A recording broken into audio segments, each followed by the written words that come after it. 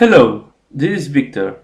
I'm here with a new painting tutorial. This time I will show you the main steps on painting the mask of Slaanesh.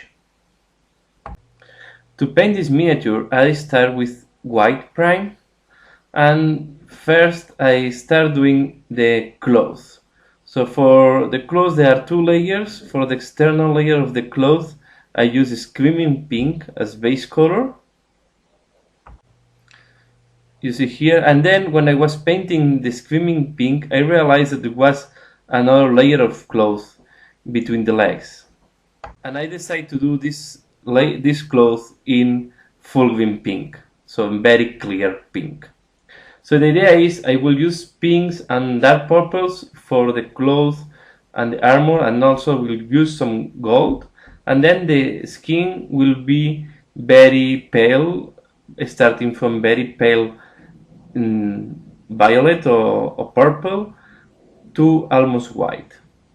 Let's continue. As explained, I apply skimming pink for the external cloth and full green pink for the more internal cloth.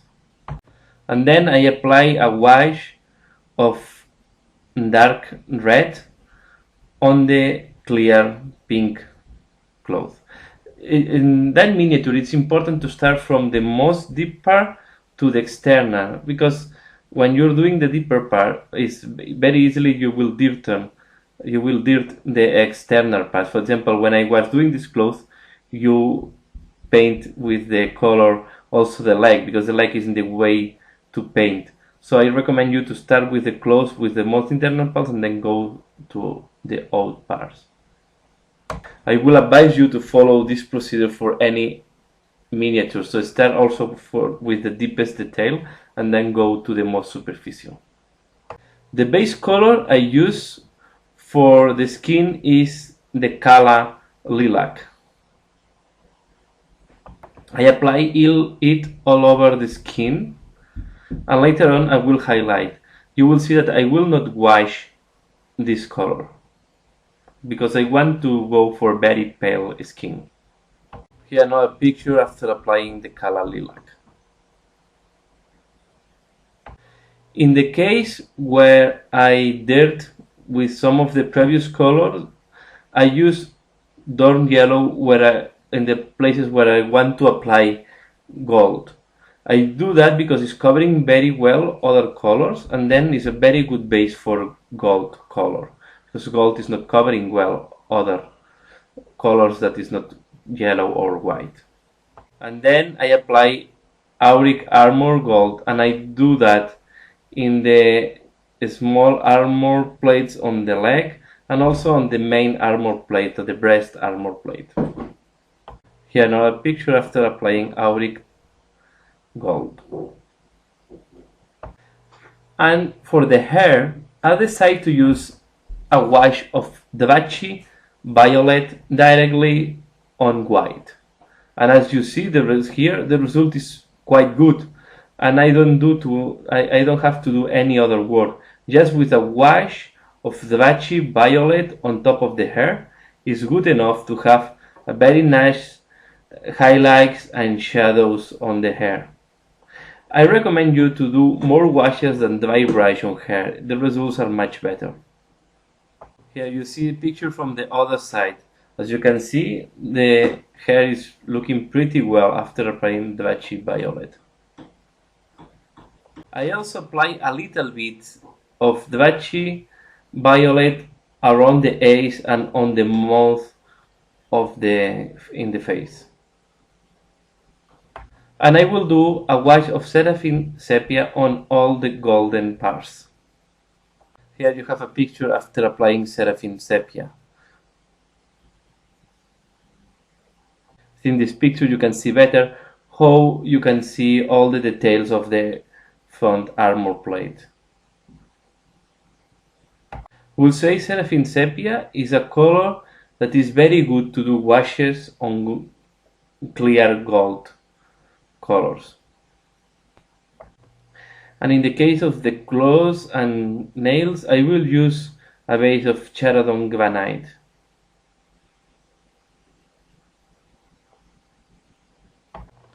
I decided to do the color in a creamy color, so for that I use Ushabi bone as a base color. Here you have a closer picture of the color after applying Ushabi bone. And for the different strips of leather I use rhino's hide. I have to apologize because I forget to do pictures of the highlights on the leather parts. I have to say here that then I did a first highlight with Dumble brown and then a second highlight with Scrag brown. I decided to use Shereus purple as a base color for the armor plates on the shoulders. I also wanted to use a creamy color for the stick of the masks, and for that case I also use Ushabti bone. And as you can see in that picture, and I didn't mention, when I did the wash on the gold, I also used Seraphim Sepia to do the wash on the collar. Here you have another picture. You can see that the collar is darker than the stick that is holding the mask. It's because on the collar I did a wash of Seraphim Sepia. And then at that point, once all the main details are done, I start deciding to highlight the skin, and for that I use white blending using of course the Kala lilac and palette witch flesh. As you can see here in the palette I also do some mixture, and I try to have a gradient of colors in my palette. In that way I can calibrate the color on the miniature according to what I want, if I want clearer or I want darker color. And this is the result after doing the first highlights. I had to work quite intensive on the skin, and I don't like a lot this picture here. You cannot see a lot of the details, but I went to very pale color at the end. Yeah, this picture is much better. You see that the skin is almost white after doing the highlights, and this was the result I was looking for. Here you have a picture from another angle. In the case of the mask that the Masque is carrying, I decided to do one with a white and shadows of blue, and the other one on white and shadows of violet. And the first thing I did is I did a wash of azurmen blue for the blue one and watchy violet for the violet one. And later on I will do highlights and shadowing more soft. I also decide to do white blending on the clothes, and I start with the most external clothes, that is the big one. And for that case, of course, I use Screaming Pink, that is the base color, Emperor's Children, and then Fulgrim Pink. And the Fulgrim Pink will be only used for the most external details. As in the previous case, you see here that I don't completely mix both paints. I leave some areas darker and clear, because I will use and I will mix depending on what is the need when I'm painting. And this is the result after highlighting all the main clothes. This is a picture from the other side. And I use the same technique to do the inside cloth, and in that case I use Fulgrim Pink and white scar. And I also use genestealer purple for some decoration that there is on the inside cloth. Here you have a picture after painting both clothes. You see that the one inside is more clear than the external cloth.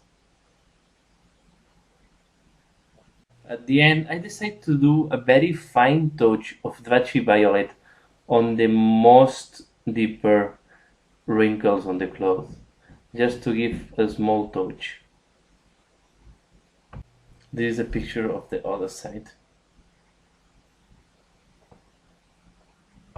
I decided to use Bahara blue for small gems that there is in one of the jewels that the mask have on one of the legs.